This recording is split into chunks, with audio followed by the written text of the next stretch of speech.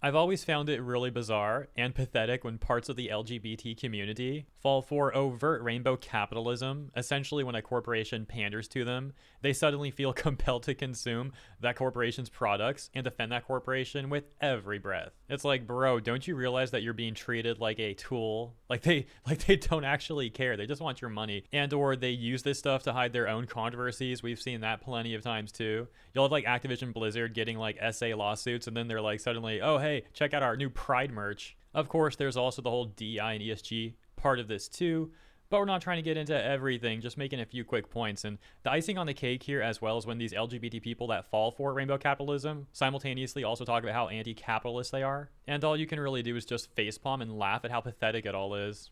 Anyways, tying this back to Dragon Age the Veilguard, there were a number of self-proclaimed LGBT content creators that were propping Veilguard and BioWare up because, hey, this game has such great representation. You know, they let you pick a few different pronouns in the character selection menu and give you one scar option, specifically for trans men. You know, nothing for trans women and no neo pronouns, none of that stuff. But, you know, hey, BioWare did the absolute bare minimum. We're totally going to prop this company up and talk about how great it is and how great this trans rep is, even though it's really not. And of course, Tosh was also a complete disaster, which, to be fair, I did see some LGBT people calling out how bad of representation Tosh is. But of course, on the other hand, there were also so many defending Tosh and Veilguard and BioWare, etc., specifically because of the pandering. Once again, absolutely pathetic stuff, but that all takes us to one of the most vocal defenders of Veilguard, one who was even in the news multiple times for defending the character customization options and like propping up the whole surgery scar thing, just like Uniwalker person. And now Uniwalker feels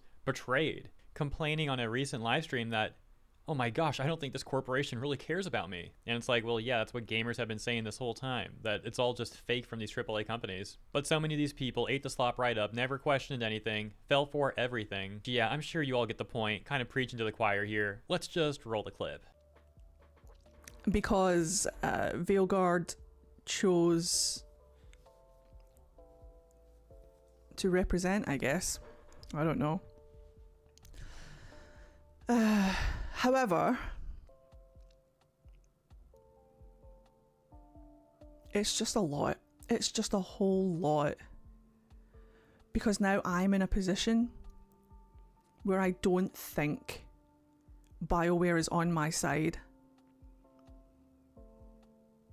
And that's, I'm in a position now where for the first time, I don't think BioWare has the right intentions. I really don't get it. I don't get how Unifade ever thought like, oh, BioWare's on my side. This corporation's got my back. Like, what the frick? Because if the current take is no longer feeling that way, it's implying that Unifade did feel that way before. Something else really funny is the chat in this clip. Did you notice this? Look at these messages.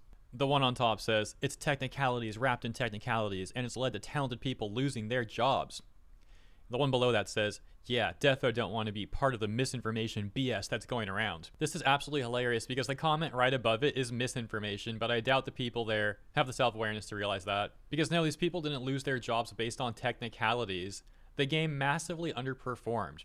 The executives were too scared to even release the official sales numbers, so they tried to get away with just being like, oh, the player count was 1.5 million. And even with that padding of the phrasing, they still had to admit that it underperformed by around 50% of their expectations. On top of that, the recent reviews for this game over on Steam have fallen all the way down to mixed, and who knows if it even stops there. Perhaps it continues trending downwards all the way to mostly negative. But hey, the people that lost their jobs, it was just because of technicalities, that's all. And we don't want any misinformation being spread about this. Ultimately, I would have liked to have seen more of Unifade's take, and specifically why Unifade feels betrayed by BioWare now. Feels like BioWare doesn't have my best interest in mind now.